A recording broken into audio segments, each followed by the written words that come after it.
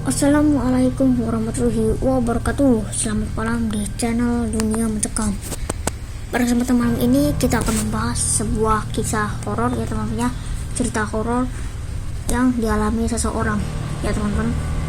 Jadi buat kalian yang belum subscribe, silahkan subscribe dulu supaya saya mendapatkan notifikasi terlebih banyak dari kami semuanya ya teman-teman, untuk membantu supportnya ya pemirsa ya, karena itu support itu adalah kebaikan ya pemirsa ya. Jadi seperti itu. Nah, buat kalian yang masih dalam sakit, semoga sakitnya diberikan kesehatan gitu. Oke, jadi tanpa berlama-lama lagi, langsung saja kita mulai ke videonya. Jadi teman-teman, di video kali ini, di spesial kayak gini, kita akan membahas sebuah judul yaitu judul hantu yaitu pocong ikut meronda. Jadi ya tanpa berlama-lama lagi, kita langsung ke videonya. Nah ini teman-teman, ini tuh ada desa, nggak tahu nih desa apa nih, kita langsung saja.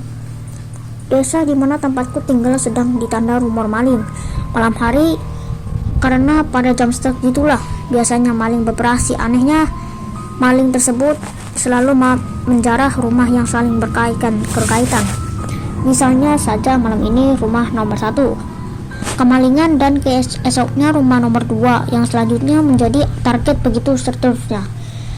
Namun di sini aku bukan bercerita tentang aksi maling tersebut, tapi aku akan bercerita bagaimana peristiwa yang menimpaku dan teman-temanku yang saat itu mendapat tugas ronda malam untuk mengamankan desa dari teror maling tersebut. Namun sialnya, kami mendapatkan tugas ronda itu tepat pada malam Jumat Kliwon.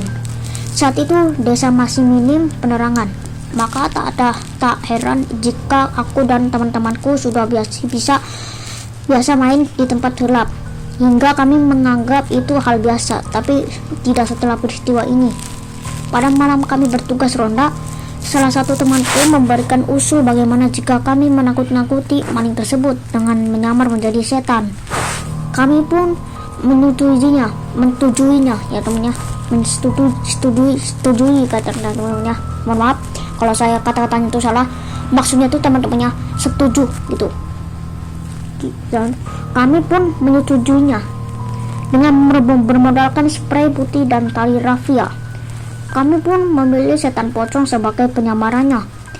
Di desa kami kebetulan hanya punya dua akses jalan untuk utama, yaitu jalan masuk dan jalan keluar desa. Aku dan teman-teman sepakat bahwa tidak mungkin si maling tersebut merobos dua jalan tersebut, karena tak mungkin ia berani masuk lewat jalan yang terbuka macam itu. Lalu kami putuskan untuk menunggu maling tersebut di area persawahan. Hari Kamis tepat malam Jumat Kliwon, aku dan teman-teman sedang berada di tempat yang gelap di antara tumbuhan padi. Jumlah kami saat itu adalah 7 orang, yang berarti angka ganjil. Nenekku sering bercerita angka ganjil itu fagwe. Konon biasanya angka ganjil tersebut akan berubah menjadi genap. Kalau tidak salah satunya ada yang hilang, maka akan ada sosok lain yang akan memenuhi angka ganjil tersebut.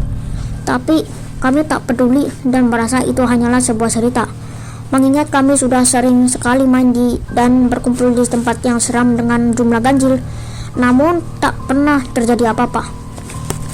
Setelah beberapa lama kami di pesawahan, namun kami tunggu tak kunjung muncul. Oh ya, hampir saja aku lupa, yang menyamar menjadi pocong saat itu hanya 1 orang, yaitu Rian. Kami melakukan hal itu agar saat malingnya nanti muncul, aku dan 5 temanku yang lain bisa langsung mengejarnya. Berhubung kami keburu bosan karena tak ada orang mencurigakan yang muncul, kami pun akhirnya menyerah. Oke. Namun tepat di saat itu juga Rian dengan dandanan pocongnya mendadak tergagap. Dia bilang kalau ia baru saja melihat sesuatu di atas langit.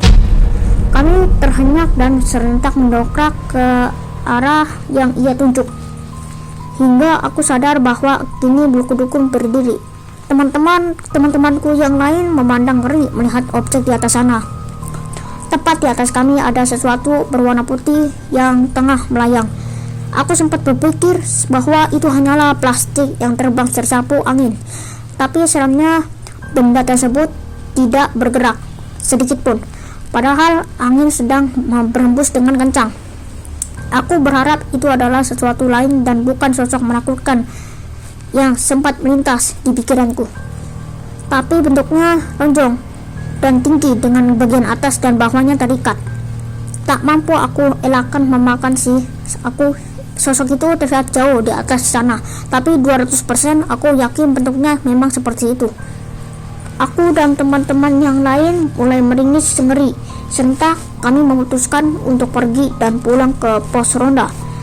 Tapi sialnya benda di atas itu tiba-tiba saja mengarah pada kami dengan kecepatan yang tinggi. Aku dan lainnya terperangah karena sebentar lagi kami akan tertimpa benda tersebut. Brok, benda menyeramkan itu jatuh di tepat di atas kami, berpijak. Entah sudah menubruk siapa, namun aku yakin betul kalau benda itu jatuh tepat di sampingku. Aku tak berani melihat dan tak tahu seperti apa wujud aslinya jika dilihat sedekat ini. Kami semua langsung panik, namun tubuhku tak mampu bergerak. Saking shocknya, aku mendadak lumpuh dan tak bisa kemana-mana. Tapi untungnya salah satu temanku yang saat itu mampu bergerak langsung meraih tanganku, membuat persendian tubuhku kembali normal. Aku pun akhirnya melakukan hal yang sama pada salah satu orang yang ada di dekatku untuk membantunya berdiri dan berlari. Aku terus berlari tanpa menoleh ke belakang, hingga akhirnya aku dan yang lainnya sampai di pos ronda yang ada di tengah-tengah desa. Kami masa bodoh dengan apa yang terjadi barusan. Justru kami malah membuat lelucon tentang kejadian tadi dengan saling bertukar imajinasi. Tadi itu apa ya? Gue ngeliat hal-hal seperti itulah. Namun kami mendadak bisu, merasakan ada sesuatu yang janggal di pos ronda ini. Kata-kata lelucon kami barusan seperti hilang tertelan angin, membuat kami diam berjamaah. Kami kembali merasa merinding, bukan karena gelapnya pos ronda yang minim penerangan, bukan juga karena kejadian kejatuhan sosok barusan, ataupun karena jumlah kami yang berkurang ataupun bertambah. Nyatanya kami masih bertujuh, benar-benar bertujuh. Tapi sosok yang memakai kain putih di sudut sana hanya terdiam di saat kami tertawa.